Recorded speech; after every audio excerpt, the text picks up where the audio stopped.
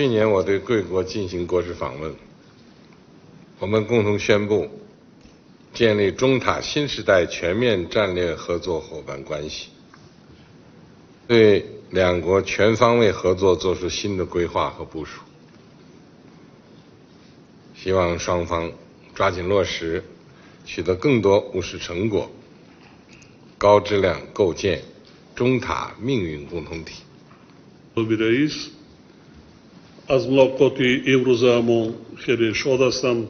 ما سطح امروزه شریکی همه‌جانبه استراتژی میان کشورهایمان را بلند ارزیابی میکنیم. آماده‌ام که با شما حالت کنونی و دورنمای مناسبت‌های تاجیکستان و چین را در سمت‌های استراتژی همکاری محاکمه نمایم.